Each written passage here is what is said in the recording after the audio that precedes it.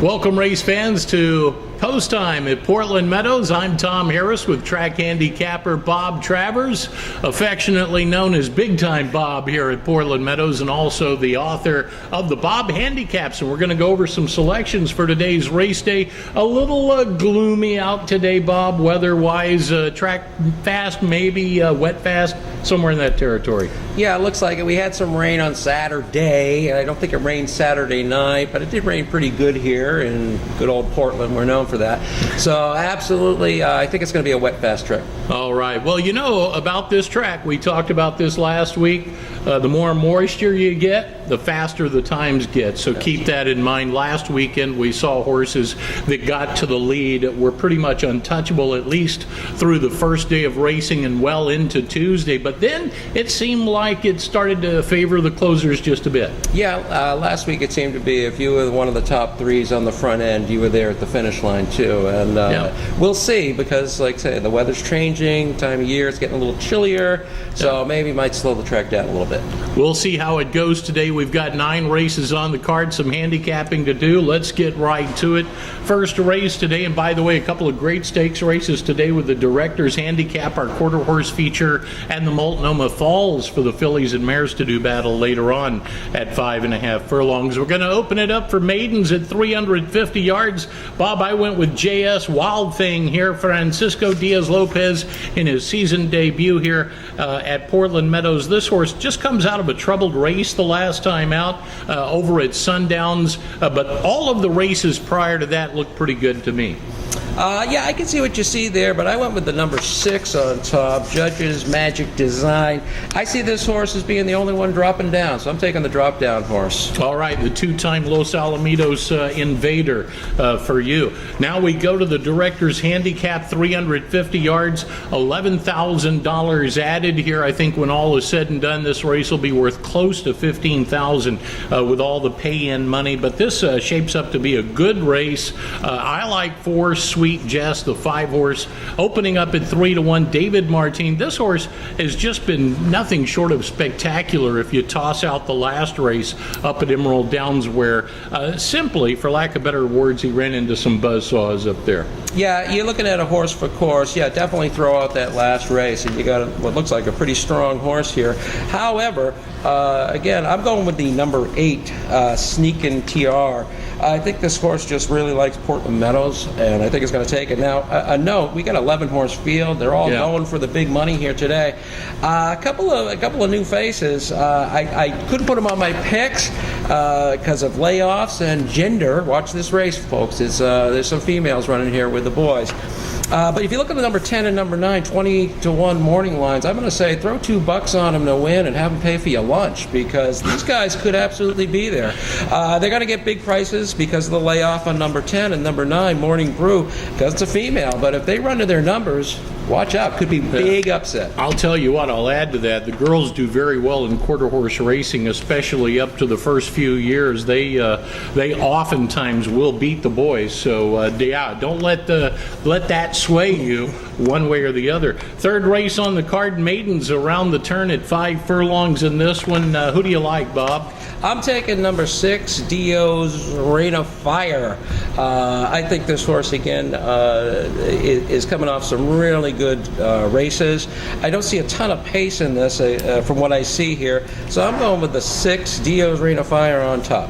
I agree with you. This horse, I watched this one run and called him up at Emerald Downs in all 3 of those races, and he looked pretty hardy. If he handles this track, I think he's the horse to beat. Fourth race of the day, maidens at 4.5 furlongs. Claiming tag here is $25,000 for the 2-year-olds and a field of 7. I went with Pre-Talk, the 3-horse here. Patrick Henry Jr. off to a good start. This horse has had 2 level efforts in California. May carry a little bit of a maiden class edge. I went with number 7, Sunrise Candy, simply because the only Kentucky bred in our field. Didn't run much of a race. Gets a new jockey to me anyway. I'm not familiar with this jockey. 12 starts, no win. You know they're going to be trying really hard. So I went with the 7 on top in this race, Sunrise Candy. All right, the fifth race of the day is at 5.5 furlongs, and we go to claimers for a quarter here. Field of 7, and I went to the outside post here with number 7, Pebble Beach, and again, Patrick Henry Jr., a horse that can stay just off the pace. Raced earlier in the year at Golden Gate, had a couple of good races there as well. Okay, I'm taking the other end of the speed closed duel, which I think is going to materialize in this race. I went with number 4, Fearless Fiona. Looks like a quitter, but I think in today's race has a huge pace advantage. I'm putting the 4 on top as a speed. The 7, your 7, Pebble Beach, has to catch him. Speed close exacta, folks, 4-7. There we go for the exotic keys there. Then we turn to the 6th race of the day. This one at 6 furlongs. I went with the rail here, Take Charge Deputy, and again Patrick Henry Jr. I guess I'm looking at Patrick Henry Jr. to have a good day at the races. Give me victories or give me victory. But absolutely, sometimes, as handicappers, we look through these races and we can see a jockey who should have a pretty darn good day. And I believe he will have a good day. He's been running real good. I took the same horse. Only situation is this horse is a closer. It's going to have to catch him. Now, interesting enough, folks, you've got, if you look at the past performances, you'll find Kubanova was on this horse at Portland Meadows and could do no wrong. Everybody else who gets on this horse doesn't seem to run as well. I don't know if that's something there, but take a look at it. But I think the horse is well matched, and I think the pace is just enough for her to catch him. Well, I agree. I think Take Charge Deputy gets the job done here. 7th race of the day, 5.5 furlongs. Claimers for the quarter tag. I went with the 3, Pure Pursuit. Horse has a decent early step. I think can jump out there and may not look back.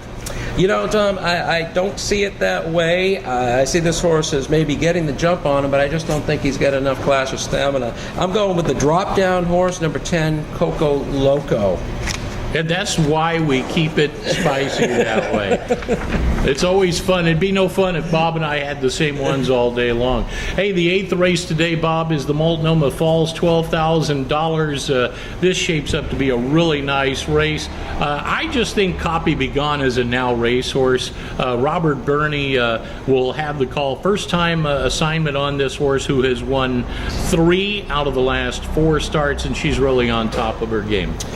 No doubt. I believe that 6, Copy Be Gone, is actually going to get the lead, but not her preferred style. So I think it's going to be a little different for her out there on the lead, unless my top pick, 7, Winning in Fashion, decides to come back to the track where he's 6 out of 6 wins stakes races. I think he just loves Portland Meadows. This is his track, and he's going to show it today. He's going to be right up in the front. Not a whole lot of pace in here, so the front end will probably win this race. Yes, Winning in Fashion, if she wakes up today and returns to the form of old, no doubt a tough one. She had a rough season up at Emerald Downs, so it'll be interesting to see if she comes to today in the Multnomah Falls. 9th and final, I got the 3, Brandolina, horse that can lay just off the pace. Linda Northam is the trainer. This one opens up at 7-2. I agree. I got the 3 on top. Brandolina should get the job done today, again with Patrick Henry on top, who, again, I think is going to have a great day. So I got the 3 as well. Just a note to all the handicappers out there. I found this out early, and I just want to pass it on to you. The number 8, Simone Blue, that 3 furlong work at 51, that was actually a 4 furlong work. I just found that out, so I don't know if we're going to announce that or anything. I just want to let you guys know. I'm sure that'll probably be in the changes a little bit later on. Don't forget, you can pick up the Bob handicaps on the main level at the information station, where you will be periodically throughout the day, and also you'll be up in the booth with me whenever you can shake loose and come on up and join me up there. Absolutely. All right, we'll be back with all the race day action straight ahead.